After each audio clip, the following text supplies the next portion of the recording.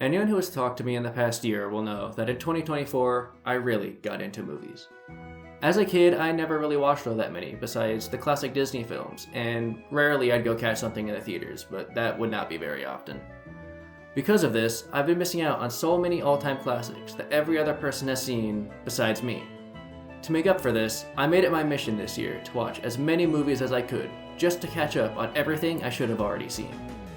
I checked off so many all-time classics I had just never watched up until this point. I am so glad I decided to do so. I hope this video can help remind you of some of your old favorites you might not have thought about for a while, and get the perspective of someone who hasn't seen them until very recently. Or give some recommendations for films that you haven't heard of, or remind you of some films that you've had on your back burner for a while and have been waiting for an excuse to watch. This list is really all over the place since my taste isn't really catered to any particular genres, so I'm sorry about that, but enough of my rambling, on to the ranking.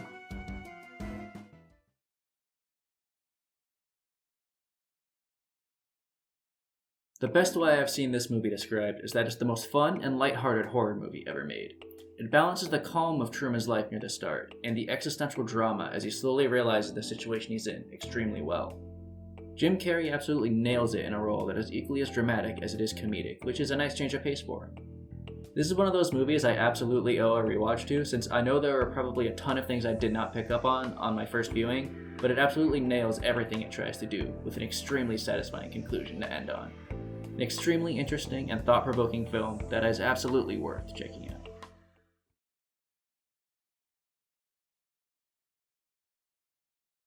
Of all the movies on this list, this is the one I found to be the most polarizing. I know people who consider it to be an absolute masterpiece, and people who consider it to be one of the worst movies ever made. It's understandably controversial considering the disturbing nature and how hateable the protagonist is by design, and it's fine if it's not for you.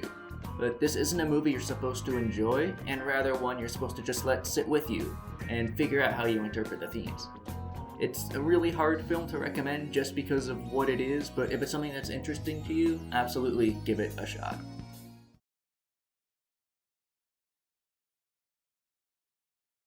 When I was a kid, we had a DVD for this movie that I just never watched for some reason, so my parents gave it away. And now that I've actually seen it, I am really sad that we don't have it anymore since I love this movie so much. I watched it twice. One of those was in Spanish for one of my classes, and I thought it was a lot better in Spanish. I know, shocking. It has one of the best emotional cores I've ever seen in a movie, with some of the best visuals I've ever seen in an animated film.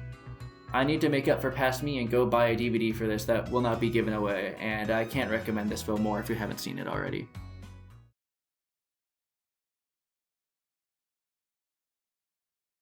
John Wick 3, and by extension the entire John Wick franchise, are my favorite action movies, and it's not even close. I binged all 4 back-to-back on a really long flight, and it was such an insane experience. 3, 4, 1, 2 is my ranking of them from favorite to least favorite. I have no idea what the general consensus on these movies are, but that's my take on it at least. Sure, the story isn't anything special, but that's not what you watch these for. You watch them for the insane action that'll just leave you floored for the entire film. I don't really have much else to say other than if you're a fan of action movies and somehow have not seen these yet, absolutely go check them out. Just sit down on the couch, turn off the brain, and have a great time with them.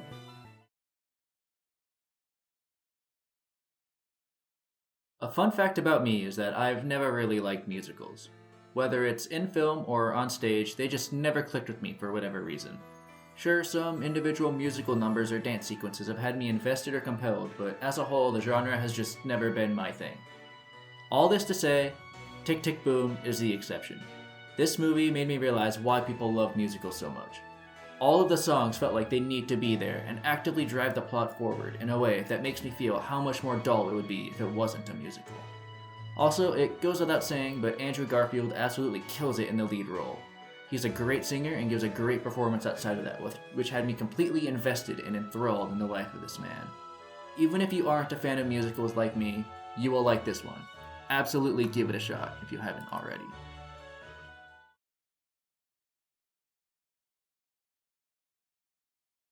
This is, without a shadow of a doubt, by far my favorite Christmas movie. It's not even remotely close. The Holdovers has one of the best and most relatable and realistic feeling cast of characters I have ever seen in any movie.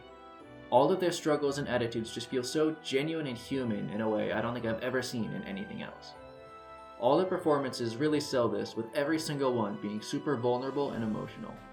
The atmosphere of this movie is also genuinely phenomenal. The best way I can describe it is that it just feels like a warm hug by the fireplace on a cold winter day. Even though the holidays are over by the time this is getting uploaded, it's never a bad time of year to give this one a watch.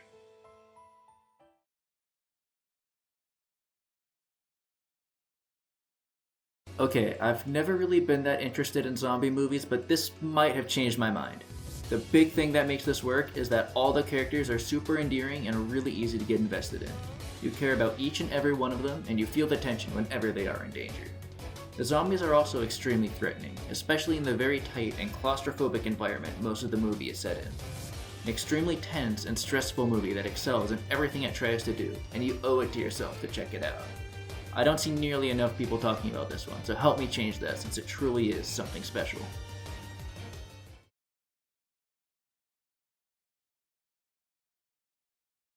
This is one of those Pixar movies that feels like it was made for adults first and children second due to its themes and messages. The message that you don't need to be perfect or anyone particularly special to live a good and fulfilling life, and that it's important to appreciate the little things, is executed so well and is extremely moving. I am in college and still don't really know where my future is headed, but this movie helped me calm down a bit thinking about that and just helped me realize that everything is going to be okay. Even if you don't need that kind of inspiration, it is still absolutely incredible and is one of Pixar's best, without a doubt, in my mind.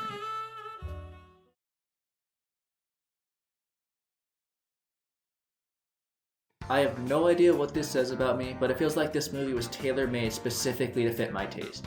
That dry comedy works so well for me, and the action is pretty solid for what it is and doesn't feel like it should be anywhere near as good as it is, but I'm glad that it is. The direction and editing is extremely flashy and fun, and keeps the comic book vibe while still being live action. You can just tell literally everyone who was involved with this was having the time of their life with it. Super quotable and fun, and I don't understand how people are able to watch this and not have a great time with it. Absolutely give this a watch if you haven't. Wallace is the best character, Kieran Culkin is amazing, put him in more movies please and thank you.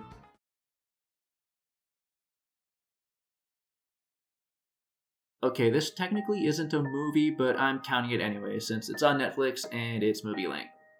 Bo Burnham's Inside is something I went into very cautiously since I knew it was about COVID, and watching it a few years later I had no idea how it was going to hold up. I'm glad to say that it absolutely holds up, and still hits multiple years after COVID was at its worst. The songs are great at setting the tone, with them being more funny at the start and get more serious and tragic near the end. My personal favorite song was All Eyes on Me, with that second half hitting especially hard. The comedic start accentuates the tragedy and devastation of the last 20 or so minutes to fully put into perspective what kind of a toll this pandemic had on him. Even a few years later, this still holds up great, and I think it's still worth watching today, despite COVID having a significantly lesser presence now than it did before.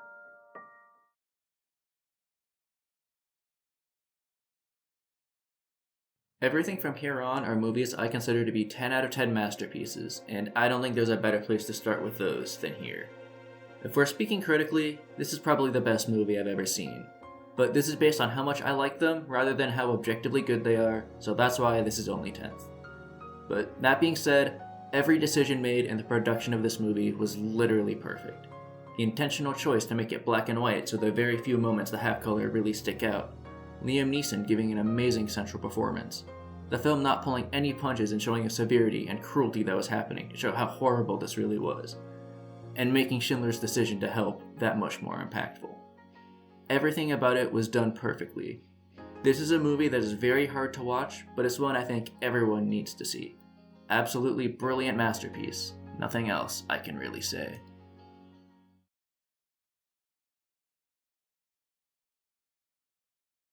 You go into this movie knowing exactly how everything is going to end up, but you can't help but get invested in it anyway.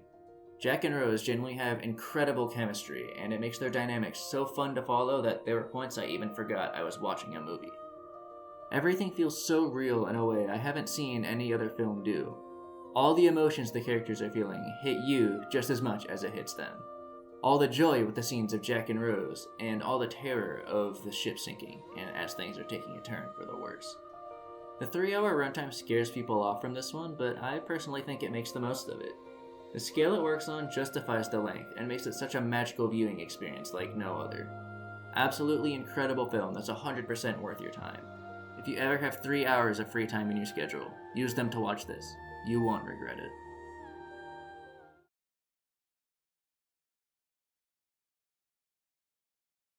I knew this movie was good, but I had no idea I was going to click with it anywhere near as much as I did. It is an extremely slow burn that takes a long time to set up all its pieces, but once everything is in place, the final act absolutely does not disappoint.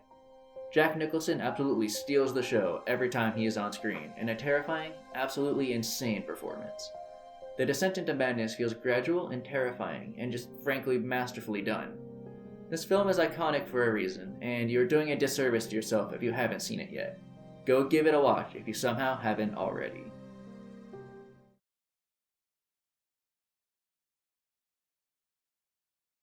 The biggest complaint I see people give this movie is that it relies purely on fan service and nostalgia, and the story it's telling is nothing all that special. To that I say, yeah, of course, but I don't care, this movie is awesome. This is one of those movies I think I could put on and watch over and over again and never get tired of it. Just an absolute blast to see, and honestly, I thought the story itself worked pretty well, even if it was a bit forced at times. As a Spider-Man enjoyer, I very much so love this. I am a fan, and I was serviced. If that ruins this movie for you, I'm sorry for your loss and not being able to just have fun with this absolutely insane blast of a time.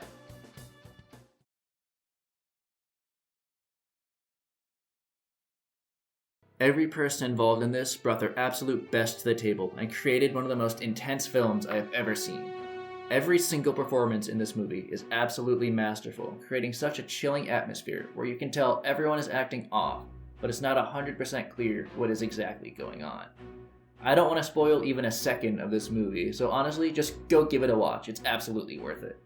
Even if you aren't a fan of horror movies, this one's really accessible, since it's more of a thriller than a horror like a slasher. I struggle to think of even a single flaw with it, and it really just has to be seen to be believed. Go give it a watch.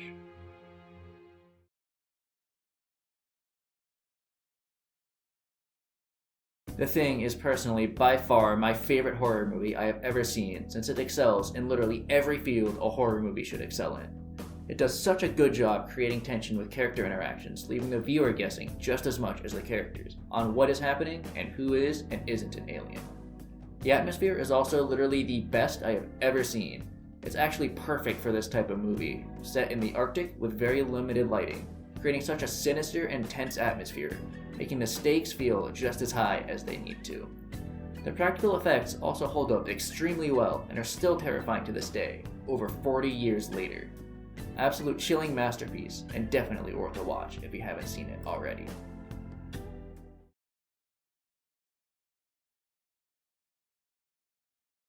This is the newest movie on this list, and it absolutely earned its spot here. Look Back delivers a more emotional story in a mere 58-minute runtime than I've seen some 3.5-hour-long movies achieve. It takes a simple premise of two girls pursuing a career in writing manga together, and makes it one of the most genuine and heartfelt films I have ever seen. I honestly do not know how to put my emotions into words with this movie, since I have never felt the way this made me feel before or since I watched it. Just the entire vibe of this movie hit me in the feels in a way that scenes that weren't even supposed to make me feel emotional got me emotional. This is one of my most anticipated films of the year, and it absolutely did not disappoint. It's not even an hour long, so you have no excuse not to give it a watch.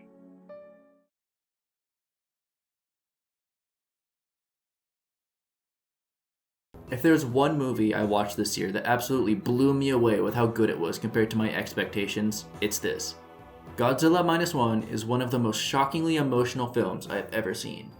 Obviously, Godzilla himself is really cool and the visuals are stunning, but that's not the core appeal to this movie, or why I liked it as much as I did. The main character's emotional turmoil the entire film feels so real, and I don't think I've ever seen any other movie tackle survivor's guilt, at least nowhere near as well as this one does. His struggles are genuinely heartbreaking, and the performance absolutely sells the entire thing. It truly makes the threat of Godzilla feel as terrifying as it's supposed to, showing how dangerous he can be right off the bat and using him sparingly in the film, so his presence is so much more terrifying whenever he is actually on screen. I have never seen any other piece of Godzilla media, and honestly I am scared to ever do so, since this feels like it's by far the best and nothing will ever top it. If you skipped out on this when it came out, absolutely give it a watch. Whether you're a die-hard Godzilla fan or not, you're gonna absolutely love this one.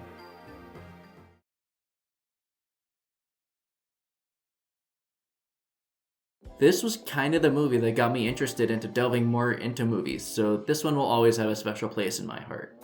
Everything about this movie is done so insanely well to a point that it's almost unbelievable.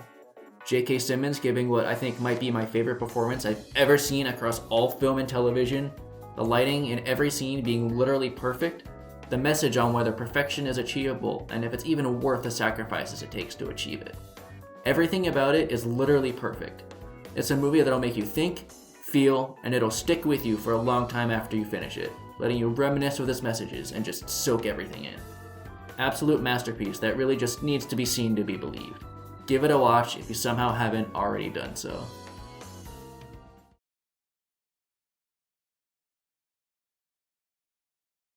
Memento is a movie that has no right even working, but somehow it takes its absolutely absurd method of storytelling and makes it work perfectly. It's about a man who's tracking down the man who killed his wife to get revenge, but he has short-term memory loss, making him unable to remember what happened 15 minutes ago. The catch is that the film starts with him catching the dude, and works its way backwards to show you each and every step he took to get there. I won't say any more about the plot beyond that simple synopsis since I don't want to even spoil a single second of this movie.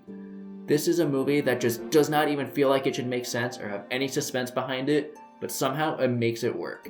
I desperately need more people to watch this since I don't really see people ever talking about it, and this is by far Christopher Nolan's best in my opinion, and personally, my all-time favorite movie I have ever seen. Well, that's it. I've been wanting to make something like this for a while, and I'm glad I just decided to go for it and finally make it happen. I hope you enjoyed and maybe found something here interesting and decided to go give it a watch for yourself. On that note, if you have any movie recommendations for me, don't hesitate to leave them in the comments. I'm always trying to watch more and get better versed with film in general.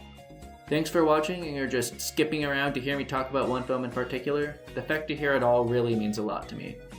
Maybe I will make something else like this in the future. I'm not entirely sure yet. We'll see what happens in the future. Again, thanks for just being here, and have a great one.